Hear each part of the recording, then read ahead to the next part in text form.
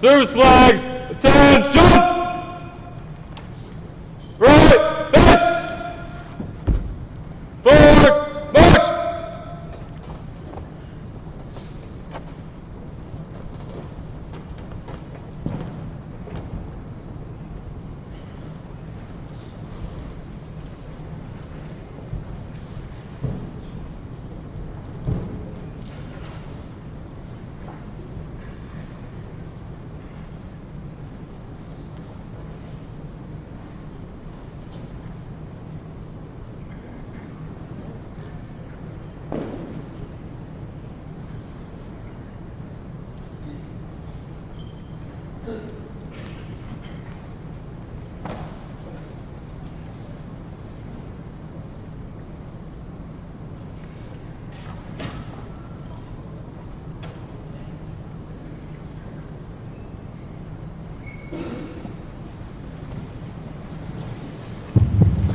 You may be seated.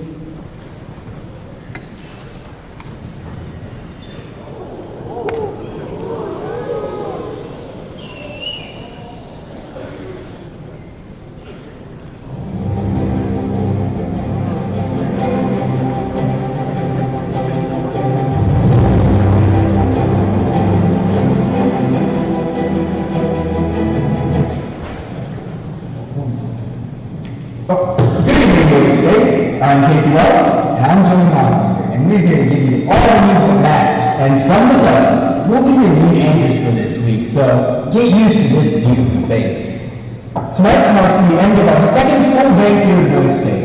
And personally, I don't know many days get how fast our time has gone by here, with how busy we are all day. This incredible political and intellectual exercise is something I'm so happy and grateful to be a part of. And the food is delicious. Here to kick off the news week, we have Luke Schroeder with the election report. Hello everybody, my name is Luke Schrader and I'll be your special election correspondent this week at Boise State Media and News Group. Alright, today we have a county election, so that means we elected our senators and our Supreme Court justices, circuit justices, senate or state attorneys, and a bunch of other county level positions. I have with you 3 different level of senators from 3 different counties. First up, we have from Canapcha County, Victor Driver. Congratulations. Next, from Gleason County, we have the Asian for any occasion, Simon Lee. We're gonna skip that one. Lastly, we have Savage with Corey Tegmeyer. Congratulations, Corey. Supreme Court Justice nominations up, and we have them right now. First, from Stealth County is Jared Prado. Congrats. Next, from Kennedy, we have Nicholas Barr. Pronounce your name. Next, lastly, we have Keller, and that is Dylan Gunn. Congratulations.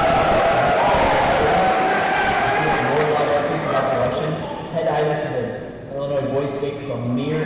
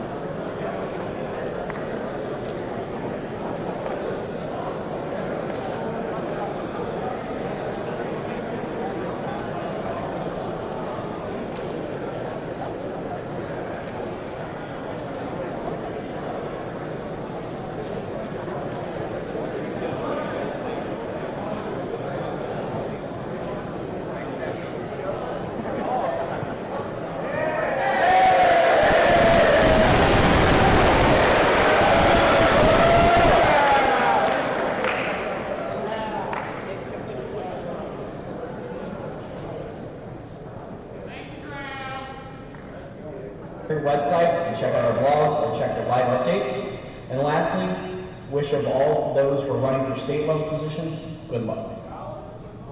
So how do you like the memorial service? I didn't send a spicy meeting in the chat, sorry. What was that? I said, how did you like the memorial service? Oh, it was beautiful. Like, the singing was great, and the band, I thought it was a really great one time, and I was especially moved by the standing ovation that was given to the descendants of our fallen heroes. yeah. Casey and I would just like to take a moment and remember these honored men. So let's just. And now, let's kick it off to sports. Hello, I'm Drew Barney. And I'm Jeremy. This is your BSNN Sports crew.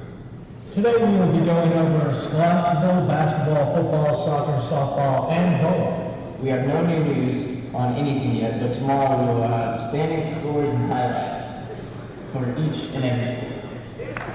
And as always, we expect Gavin to be last for each and every school.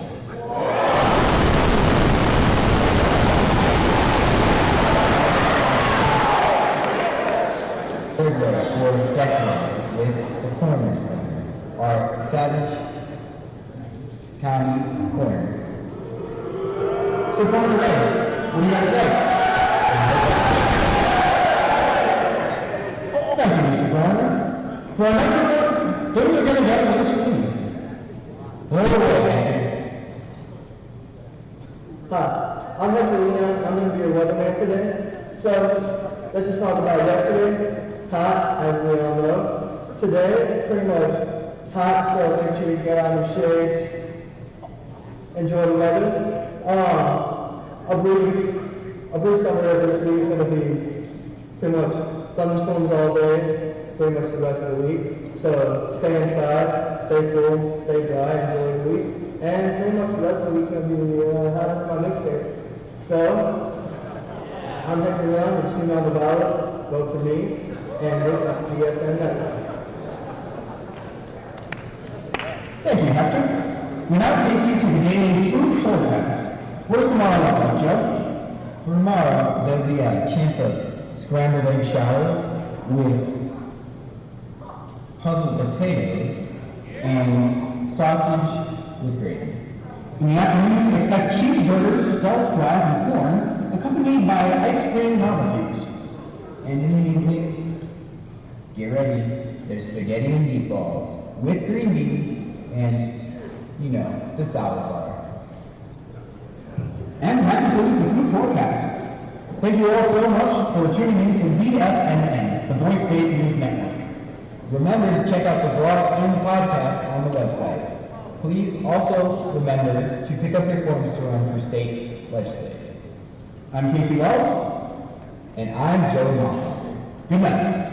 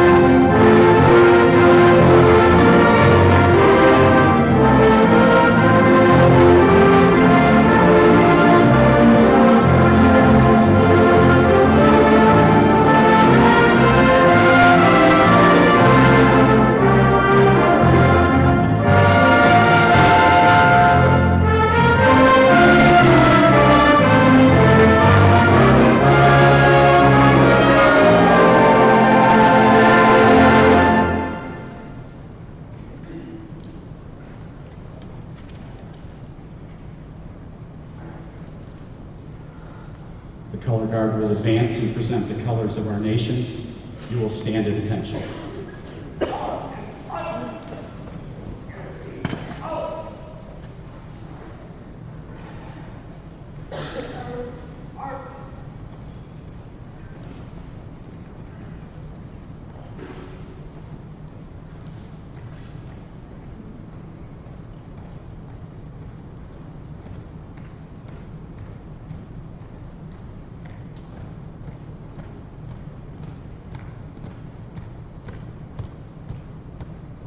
Color guard, out.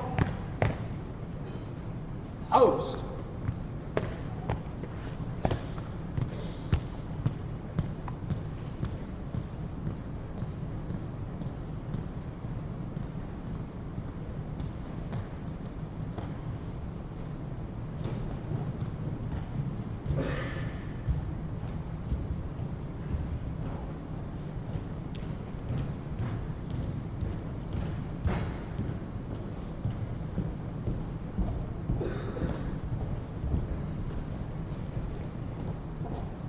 Color guard, out.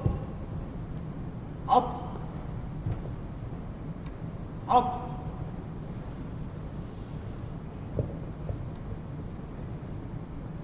Up.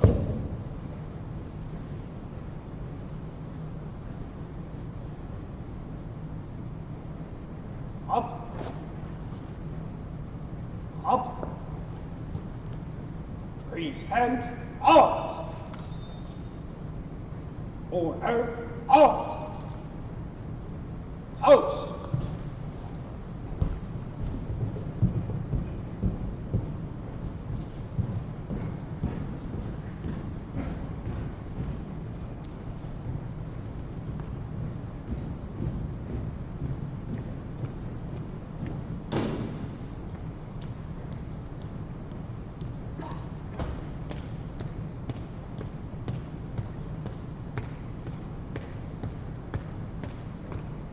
Color guard, out. Post. Up. Colors reverse, arch.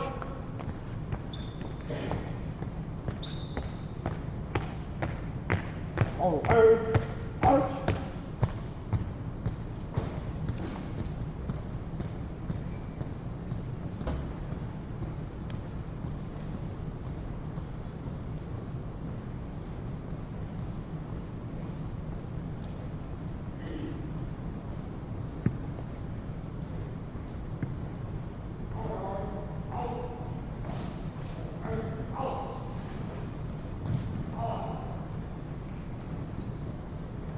Please join me in the Pledge of Allegiance. I pledge allegiance to the flag of the United States of America and to the republic for which it stands, one nation under God, indivisible, with liberty and justice for all.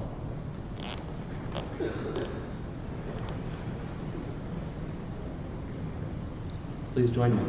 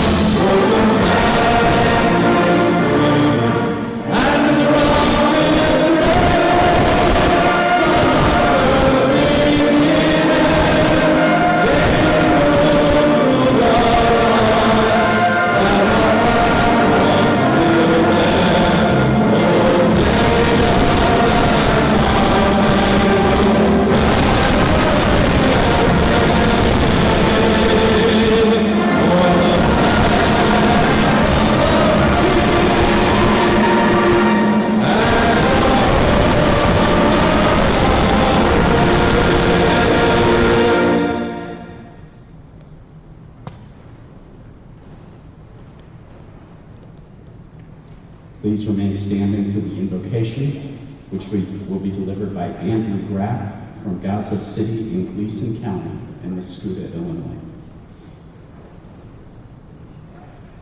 Please pray with me. Dear Lord, I thank you for the opportunity for us all to attend Boise State and to experience hands-on the way our state is run. Let this state better us as individuals and teach us something about ourselves. Lord, just keep us safe and allow us to have a good time. In your name, amen.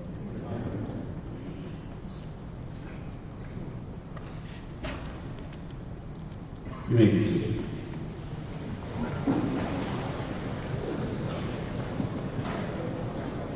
A few of you have come forward and asked me what the song is that is played each night when the speakers are making their way to the stage.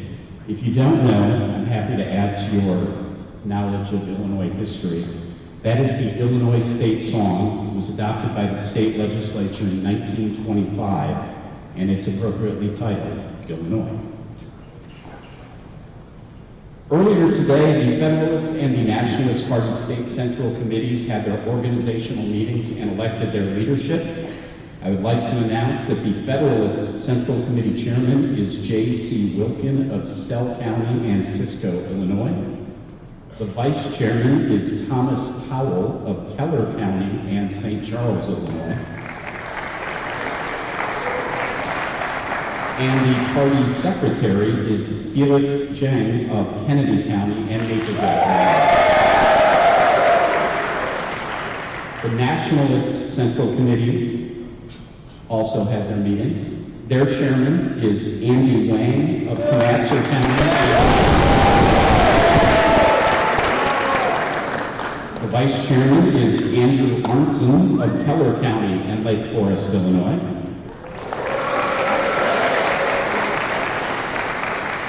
And the party secretary is Garrett Kennick of Gleason County and Island Lake, Illinois. The Supreme Court also held their organizational meeting today. The Chief Justice of the State Supreme Court is Rafael Torres of Savage County.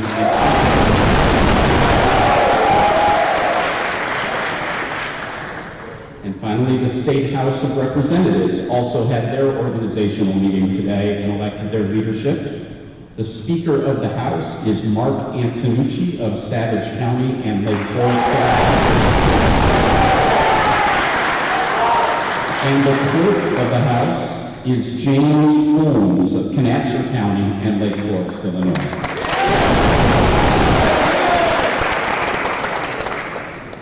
Today is also the first day we will be awarding the Model County flags based on your participation in activities and the outcomes of various sports competitions today. So first I would ask the three counties who currently have the flags to bring them forward and hand them to Mr. McRae here at the corner of the stage.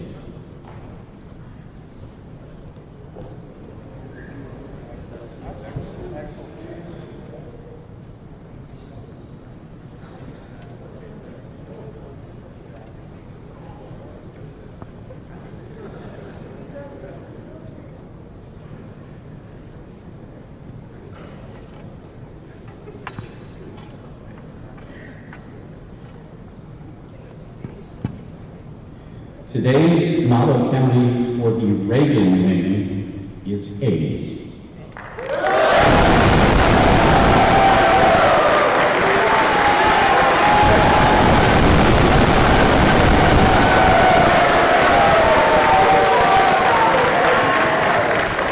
The model county for the Lincoln wing is Savage.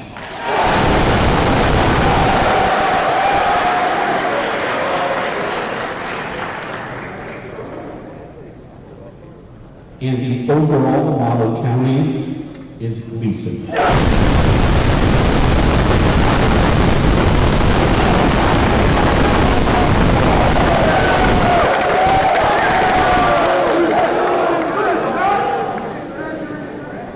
And now to bring you greetings on behalf of our hosts for this week, it is my pleasure to welcome Mr. Josh Norman, the Associate Vice President of Eastern Illinois University.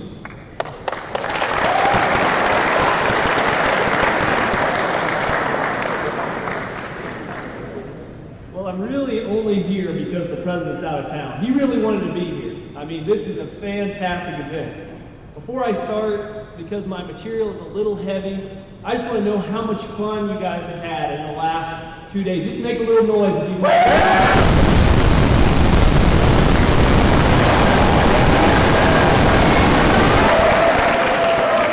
That's what I'm talking about. That is what I'm talking about. Oh, yeah. My name again is Josh Norman. I'm an Associate Vice President here at Eastern Illinois University, specifically for Enrollment Management. I am so excited to see you all here for Boys State. And I'm also glad that the lights are dim because this is the biggest group I've ever spoken to, all right? It's great for my nerves. This week can be one that is transformational for young men like you. I am here today to welcome you to Eastern Illinois University and a week that can shape a lifetime. Unfortunately, I wasn't much like you at your age. I wasn't involved in activities or seeking experiences that would lend to future success. Success wasn't really even on my radar. I had very little direction or motivation at that point in my life.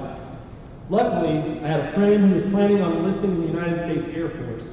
This piqued my interest too. The recruiter took me to Scott Air Force Base, and while we were eating at the chow hall, he told me in the Air Force at the chow halls I could eat as much food as I wanted to. And back then, I could eat my weight. My mom was ready to get me out of the house. So I said, I can eat all the food I want, and I can serve my country, sign me up. And so I went in August of 2000, and although basic training and technical school were not my definition of fun, I loved the operational Air Force. The brotherhood of the service members was by far my favorite part. I had many adventures in the Air Force on duty and off. Fast forward to 2004, and it was time to decide whether I was going to stay in or get out. Shortly before it was time to make my decision, my father ended up in a wheelchair with an MRSA infection in both of his hips. I decided the right thing to do was to go home and care for my dad. Upon separating from the Air Force, the doctors told me my dad would never walk again. I honestly thought the rest of my life would be spent scraping by and caring for my dad. I found myself depressed and directionless, looking for something to pour my energy in aside from caring for my dad. I started doing research about different institutions and programs I could use my military benefits for my education. I ultimately found myself here at Eastern Illinois University. This is truly where my transformation happened. That is why I think it is so fitting that Boys State, which I know has been so transformational for so many young men, takes place at the very same place I had such a transformational experience. I applied myself and found community in registered student organizations. I joined the Technology on Campus Club and made many friends. I got involved at the Christian Campus House, where I found new faith and hope that ultimately brought me out of my depression. Apply yourself this weekend and make as many connections as you can, and I know you will make friendships and memories that you will always cherish. I sought out leadership opportunities. I took an exec position in the Technology on Campus Club. I'd always loved the sport of paintball, and so I opened my own paintball field in town and started the EIU Panthers paintball team. The team went on to be national champions in 2007. If you have an opportunity to lead this week, there's nothing like the opportunity for leadership to help you grow personally and professionally. I had faculty who invested in me. EIU has a student-to-faculty ratio that is 14-to-1, which translated to every faculty member knowing my name. They helped me grow personally and academically, and I greatly benefited from their knowledge and wisdom. The staff at Boys State are a great resource for you too. Do all you can to gain their insight, because this is a unique opportunity that can greatly benefit you. My time at EIU was a truly transformational experience, and your time here can be too. Apply yourself, seek out leadership opportunities, and do all you can to learn from the staff, and this will definitely be a week where you grow and build relationships that can last a lifetime. As you're navigating the college search process and thinking fondly of your time at Boys State, please don't hesitate to schedule a visit and see what more EIU has to offer. EIU has 51 excellent undergraduate degree programs, including political science and criminal justice. We are the #1 regional public university in the state of Illinois and the second safest campus town in America. Our alumni satisfaction rates are exceptional, along with our student success rate. EIU is really the total package and extremely affordable.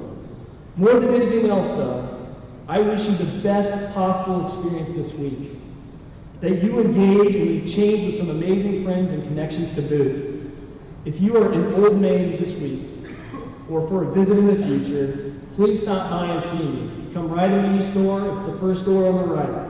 Again, welcome to EIU, and I'm hoping for all of you a week to shape a lifetime.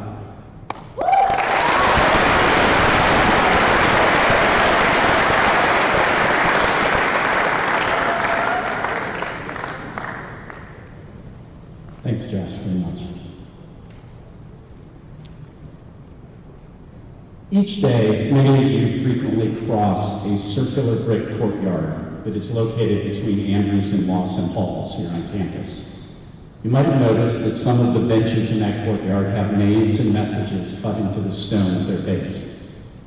This Saturday morning, before most of you had arrived, members of the staff gathered at one of those benches to dedicate it to the memory of a dear friend named Tom Johnson. Tom was a member of the Premier Boys State staff for more than 50 years, including serving as the president of the Boys State Corporation for 25 years. Over those years, Tom shared his love of this country and his dedication to service with thousands of young men just like you. And those who heard Tom speak never forget it. Tom was an incredible leader, mentor, and friend to many of us, and we all miss him dearly. God called Tom home about a year and a half ago, and as we dedicated that bench on Saturday morning, among the many emotions that I felt, I realized how sad I was that future Boys State citizens like you would not have the opportunity to be impacted by Tom's words the way that so many of us on staff were. But as I reflected further, I realized that there was at least one small way I could share that message with you, and that was by sharing a few of Tom's words with you. So, though my eloquence will not match his, I'd like to share a few words that Tom offered as part of a Veterans Day speech he made. I hope you'll listen to them carefully and reflect upon them thoughtfully. Let us now praise famous men, our fathers who began us. They were honored in their generation and were a glory in their days. But some there be who have no memorial, who are perished as though they had not been born. These were men of mercy, whose righteous deeds have not been forgotten, and their name liveth to all generations. Those words are ancient and obscure.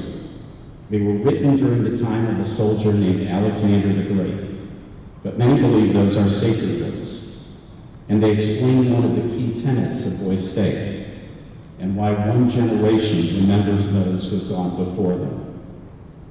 We remember those who answer the call to service, those who put themselves in harm's way, particularly those who gave what Lincoln called the last full measure of devotion.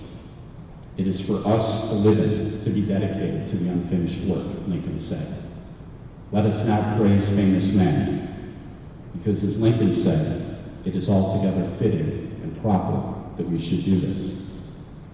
On Veterans Day, at the stroke of midnight, a solemn vigil begins on the National Mall in Washington, D.C., as a grateful nation salutes all of its veterans, all those who wore the uniform of our nation. It is the site of 3 veterans memorials: the World War II Memorial, the Korean War Veterans Memorial, and the Vietnam Veterans Memorial. I'll never forget the eerie feeling I experienced the first time I saw the memorial to the veterans of the Korean War, what some call the Forgotten War. It was on a foggy morning. The National Mall is a big place, 2.5 miles long, over 300 acres, and I wasn't quite sure where the memorial was. I thought I might not even see it. The fog was so dense. And then out of the fog, a soldier appeared, and then another, and then all of them. One after another, a squad of soldiers emerged from the fog. They were statues, of course, stainless steel, each nearly 8 feet tall, 19 of them in total. They were in full battle gear, steel helmets, ponchos, most carrying M1 rifles. And carved into the granite wall behind them were 4 simple words: freedom is not free. At Gettysburg, Lincoln called it a new birth of freedom. The most recent of the 3 veterans memorials to be constructed on the National Mall salutes the veterans of World War II. Some people call that the last good war. It was a war fought by a generation that defined the future of our country and our world. And when the war ended, Americans welcomed those soldiers home with parades and cheering crowds. Let us now praise famous men. They were honored in their generation and were a glory in their days. During World War II, families hung blue stars on their windows to reflect a military man serving in uniform. When a loved one was killed, the star was changed to gold. 4,000 gold stars, each star representing 100 fallen heroes, make up part of the new World War II memorial, honoring the 400,000 Americans who gave their lives in that war. And along the base of this field of stars appears the words, "Here we mark the cost of freedom." A new birth of freedom, Lincoln said. At the upper end of the National Mall is another memorial to another war, the Vietnam Veterans Memorial. 58,261 names sandblasted onto a black granite wall. The comparison between World War II and the war in Vietnam is difficult to ignore. One, our last good war; the other, our most unpopular war. Unlike the returning soldiers of World War II, the Vietnam veterans were not welcomed home with parades and cheering crowds. Americans turned their backs on them instead, abandoning Private Ryan. Some there be who have no memorial, as though they had not been born. We must never let that happen again. Let that be the lesson of Vietnam, and we have not forgotten that lesson. We praise the men and women who have answered their nation's call for service, including many of the men who are here with us tonight. Many Americans were critical of our continued presence, but if we learned anything from Vietnam, it is that our disagreement is with our nation's leaders, not the brave Americans who put themselves in harm's way, even in unpopular wars. The American people have not forgotten the lessons of Vietnam, and the memorial site in America which now attracts the most visitors is the Vietnam Veterans Memorial. 58,261 names on a black granite wall, 2,957 of those from Illinois. Many who visit the memorial believe that the cause for which those servicemen died was futile, even wrong. But no one goes there to gloat. It is a holy place. The visitors walk silently reading the names, frequently reaching out to touch a name, perhaps of someone they knew. Sometimes they prop up mementos at the base of the wall, not to honor that or any other wall, nor do we today, but rather to remember the frightened young men who accepted the call of their neighbors and their nation to serve, and sometimes to die. In 1982, when the wall was erected, a young man approached the workmen who were pouring the concrete foundations of the monument. He was holding a Purple Heart. He said it belonged to his brother, who had died in Vietnam. Would anyone mind, he quietly asked, if he placed it into the concrete? No one minded. For a few minutes, all of the work stopped. He reverently put the metal into the wet concrete, and as it sank, he saluted. And then he said, "Now the memorial has a heart." 58,261 names on a black granite wall in the shadow of the Lincoln Memorial. Men of mercy whose righteous deeds have not been forgotten, and their names liveth to all generations. Never forget. Never, ever forget.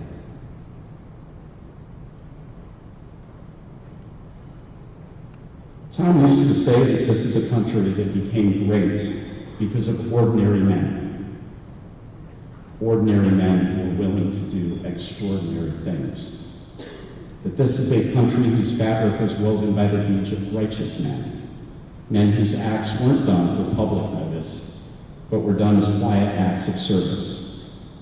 And to that end, the inscription at the base of the bench in the courtyard I spoke of, that is dedicated to Tom, contains a quote from Adlai Stevenson, one of Illinois' great statesmen.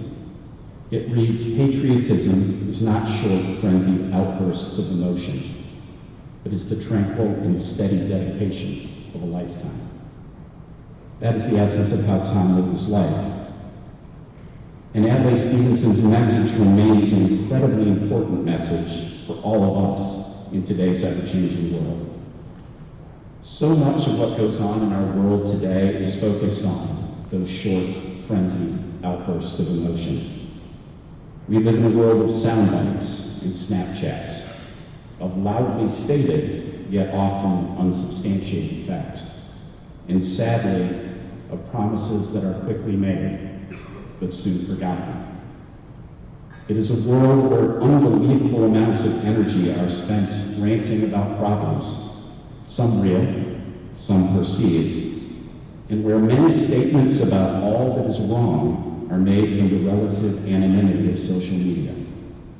Yet, it is harder and harder to find dedicated public servants to do the hard and courageous work to find real solutions. And though passion is always important, it is dedicated follow-through and quiet accountability that are the bedrocks of excellence. More than ever, this country needs true patriots, individuals who are willing to walk the walk, not just talk the talk. We need leaders whose focus is not on their own Q ratings, but whose focus is on rolling up their sleeves and doing the work to rebind a nation and a world that have become far too divided.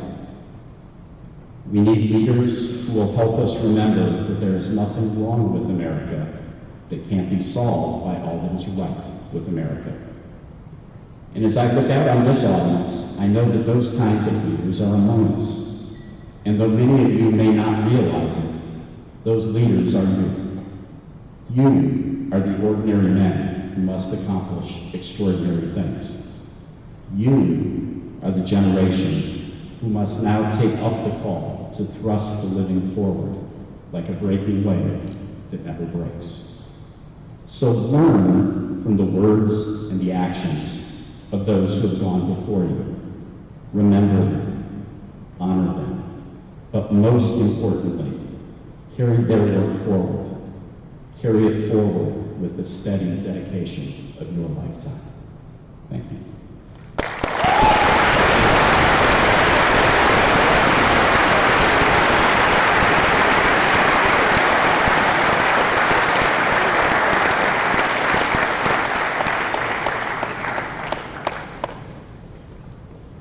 And it is now my incredible honor to introduce our speaker for this evening, Mr. Brody Walworth. Brody first attended Boy State in 2004, where he was chosen by his fellow citizens as the model citizen, and was chosen by the staff as one of Illinois' 2 delegates to Boys Nation. He has been a dedicated and outstanding member of our staff ever since. Brody is a graduate of Mattoon High School and Eastern Illinois University. He is currently a social science teacher and the head football coach for Pleasant Plains High School. He is a frequent speaker on excellence, whether on the football field, in the classroom, or in life. So gentlemen, I introduce to you my fellow staff member and my very dear friend, Mr. Brody Walworth.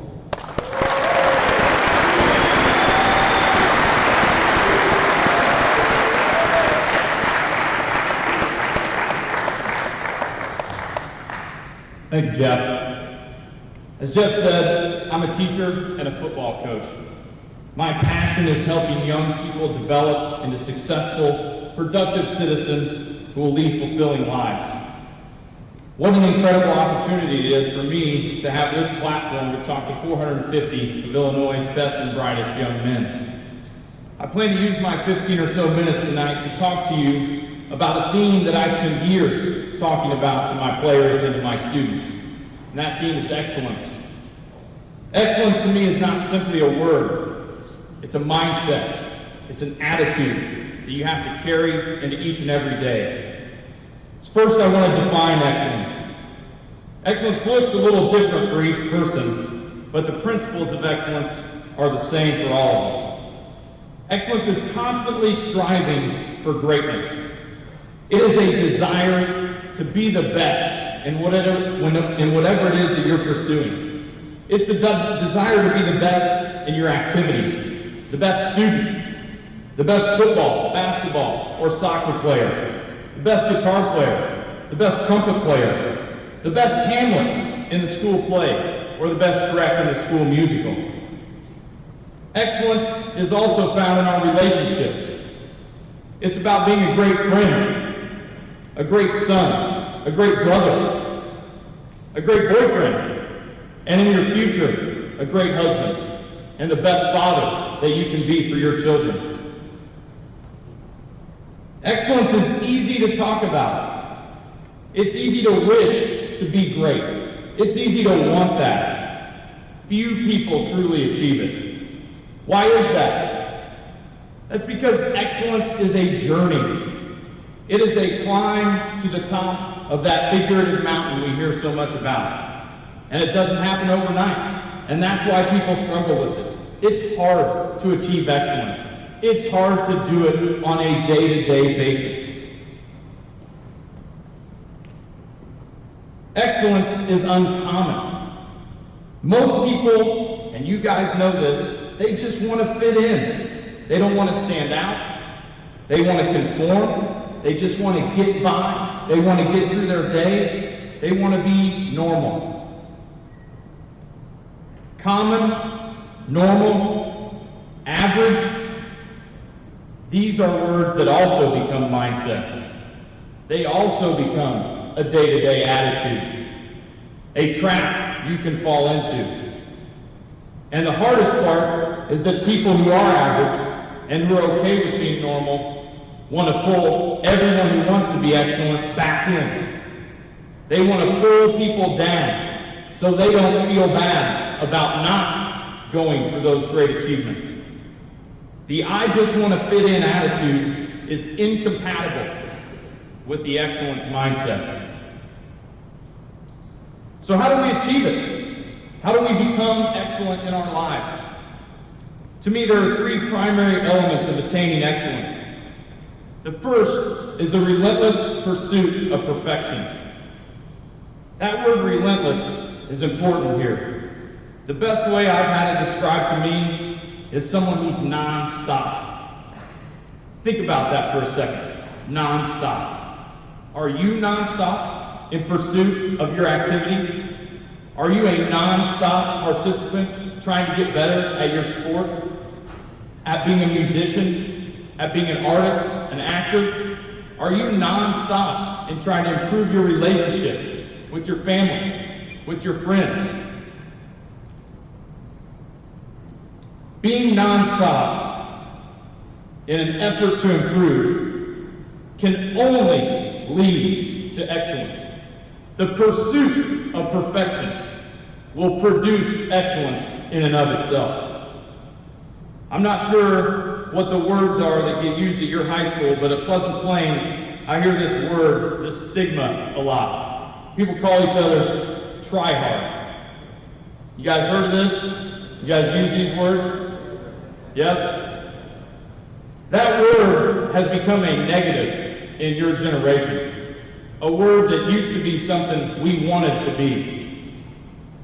I'm here tonight to tell you, you should want to be a tryhard. You should want that label on you, because it's another person's attempt to tell you you're better than they are and they don't like it. Come back down to my level. That's what tryhard means.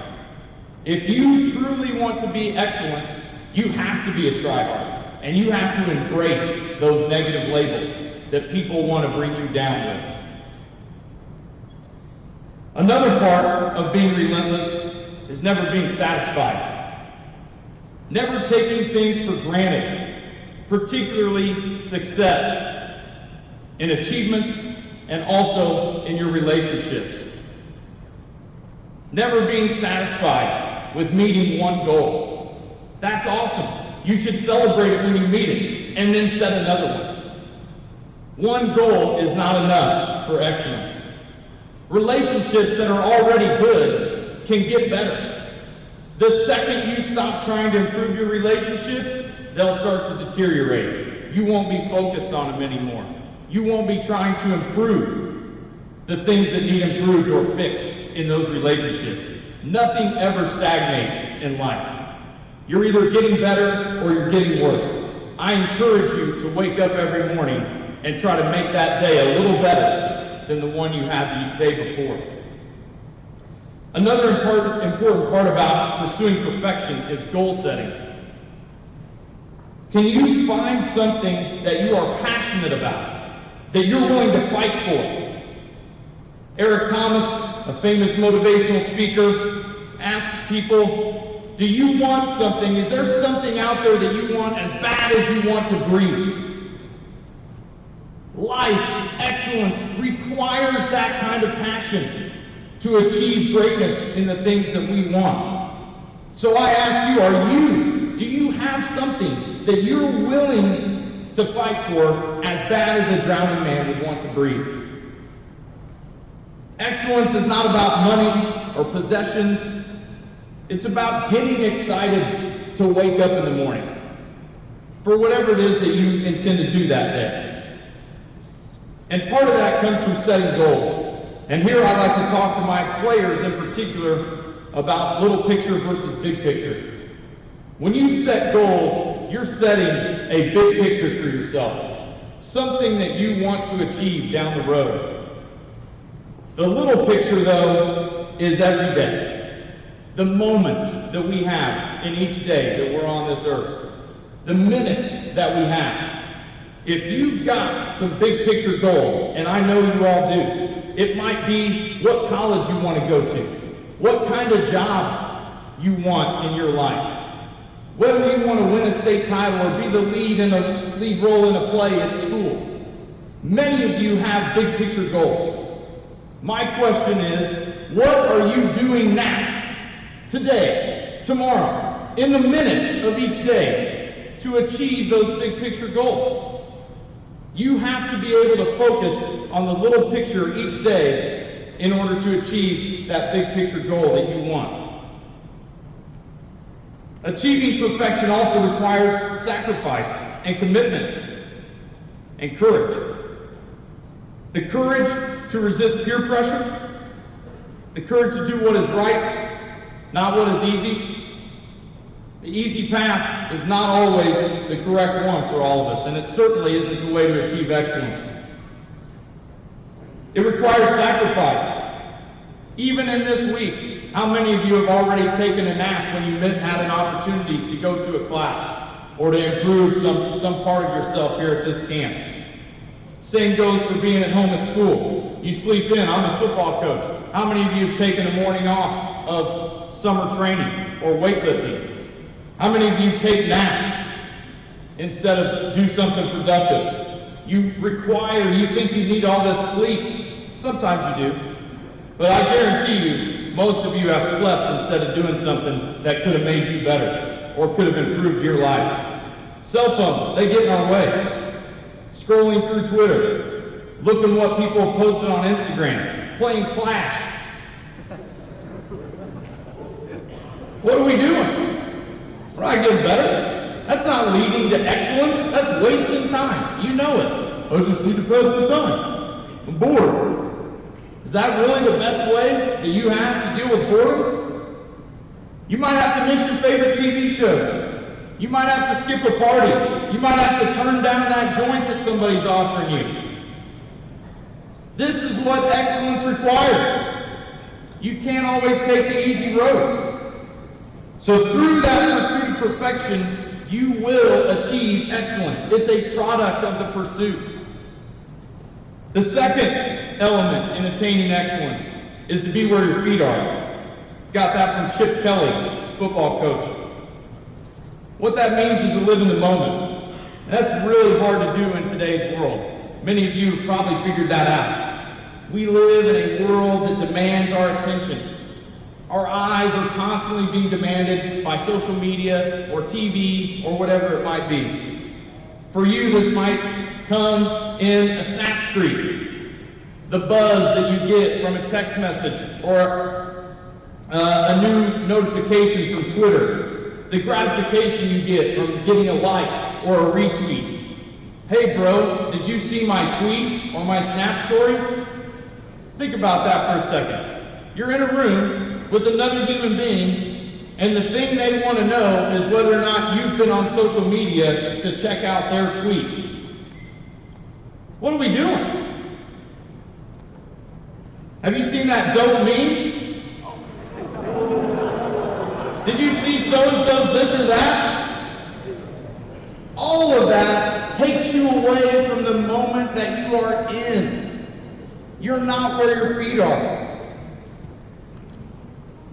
You are under siege to be somewhere else, to look at someone else's sunset, hashtag no filter, to drool over someone else's dinner, or tell them how cute they look in that new dress, or how fire those new Jordans are, or how jealous you are of that car or boat that somebody posted on Instagram, or someone else's life in general.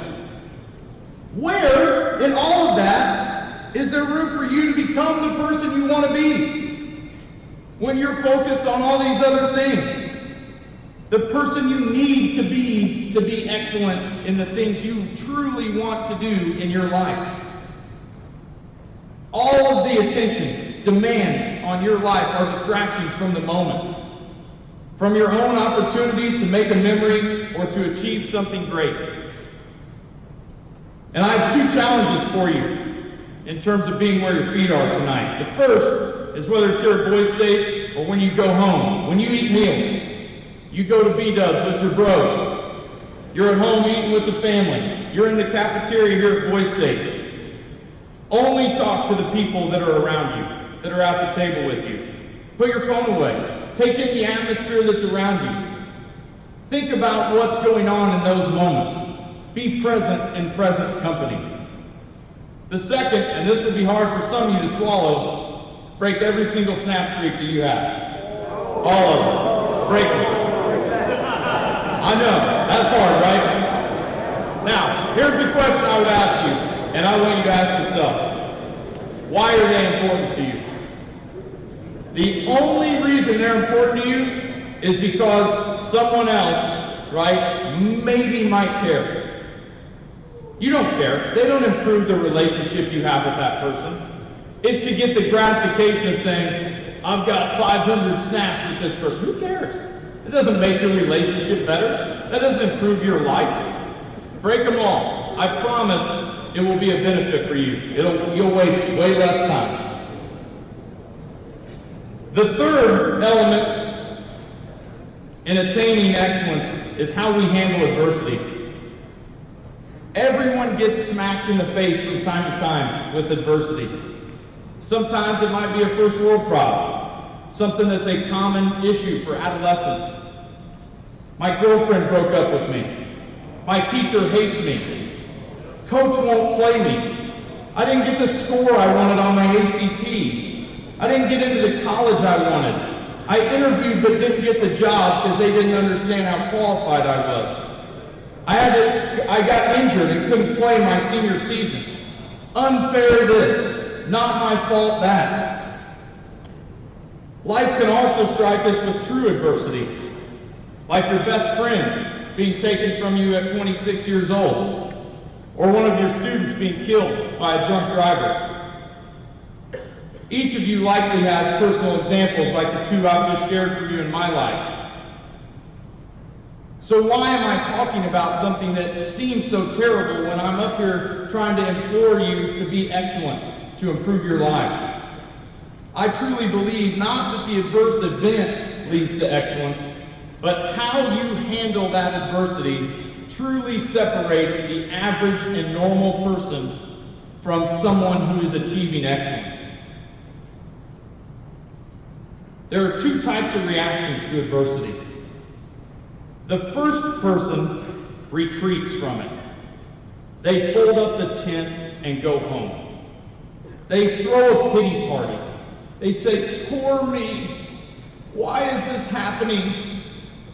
I can't believe this is going on. Someone please stop it." They blame other people for their problems. These are people to avoid. They will infect you. The second way to handle adversity, and in my view the correct way, I call the fighters. These are people that get knocked down and pull themselves up by their bootstraps. They stiffen their back when they know they're about to face a hard problem. They ask how they can fix it, not why it's broken. How can I take this negative thing and turn it into a positive? Where's the silver lining in this horrible thing that's happened? Surround yourself with these people. They are also infectious. And that's the kind of infection you want.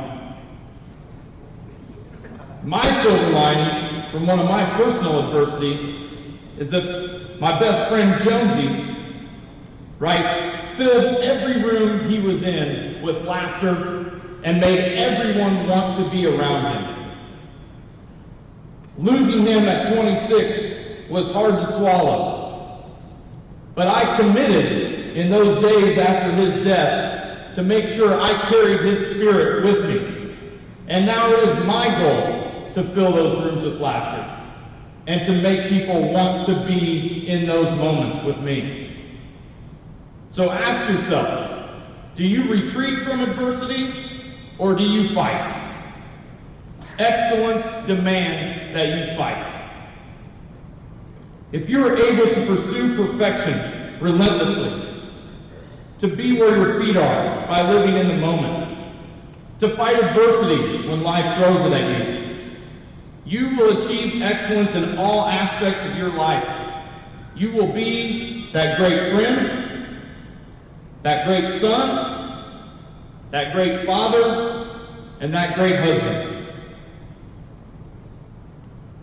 Once you achieve excellence, how do you sustain it? The first part I will say is that you have to enjoy that journey. You have to cherish the moments with your friends and family. Celebrate the goals when you achieve them, and then set new ones. Surround yourself with other people who want to be great. Continue to explore, to learn, to improve. The minute you stop, the minute you get satisfied and say, "I've got it all figured out, life's easy," or you listen to someone else who says they've got it figured out, that's the minute you start sliding back down the mountain, fellas. Embrace being uncommon. Take things other people are afraid of, like that try hard label, and wear it. Embrace it. Become that. And you will achieve excellence and be able to sustain it. The final thing in sustaining excellence comes from my high school football coach, Gerald Temples. And that's a short phrase that he used to tell us, particularly seniors. He always said, "Seniors, clock's ticking." Not only for you Boy Staters here, but to everyone in this room, there are two truer words have never been spoken. There are only so many moments we get. You only get one senior year of high school. You only get one Boys State. You only get one college experience. You only get one life. Every one of us in this room has a clock that's going to run out. What are you doing with the minutes and moments on that clock right now, today, tomorrow, next week, next year, to achieve the goals that you want to achieve in your life? Don't forget, boys, the clock's ticking. To conclude, find something that you're passionate about. Find someone that you're passionate about. Build meaningful relationships. Be relentless in your fight. for those relationships and in the defense of them. Live in the moment. Fight. Don't retreat. Enjoy your journey. I want to thank you for this opportunity to speak tonight.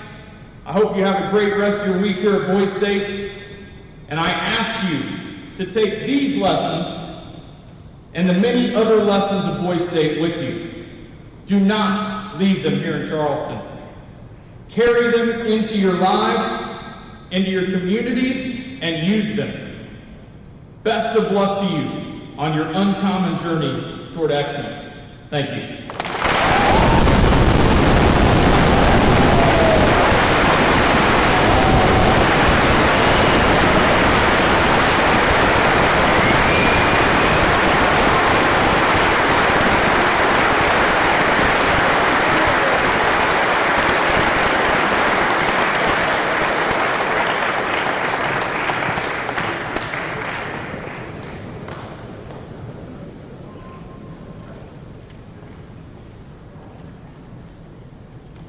The color guard will now advance and retrieve the colors of our country. You will stand at attention.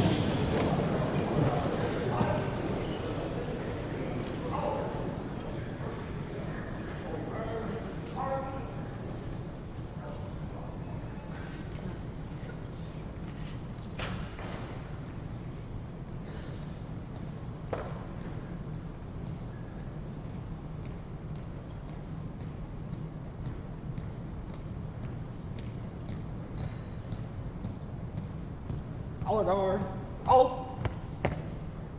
Post.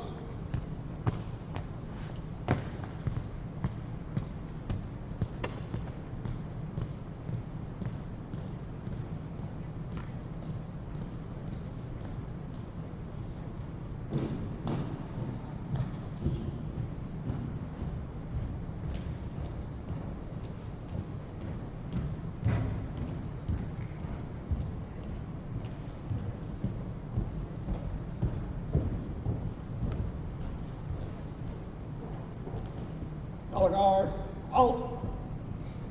Grease and arms.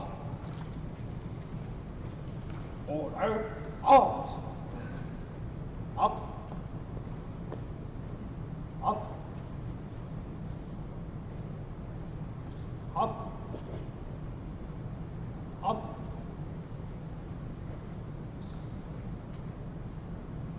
Up. Post.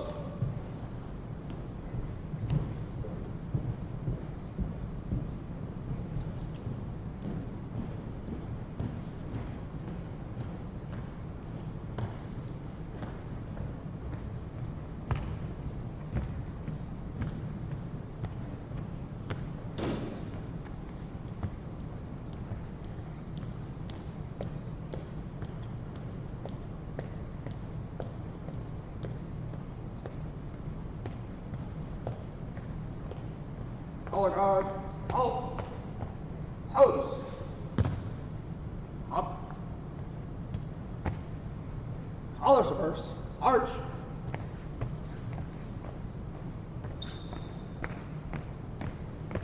Forward, arch.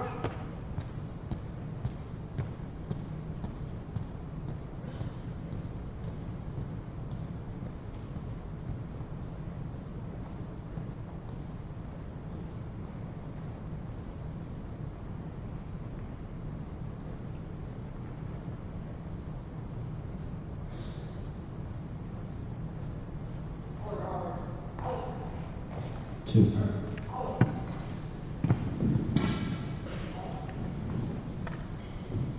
Please remain standing for the benediction, which will be delivered by Joseph Douglas from Stell County and Maywood, Illinois.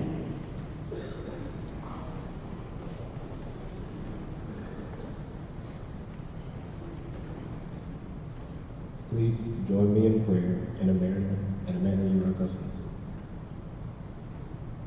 Gracious God, we come together tonight, not as beings on your beloved earth, but as spirits that have been blessed by your Son, Jesus Christ. I ask of you eternal strength in our bodies, souls, and minds. thank you for your everlasting mercy, and that we may now enjoy our evening in peace. Amen.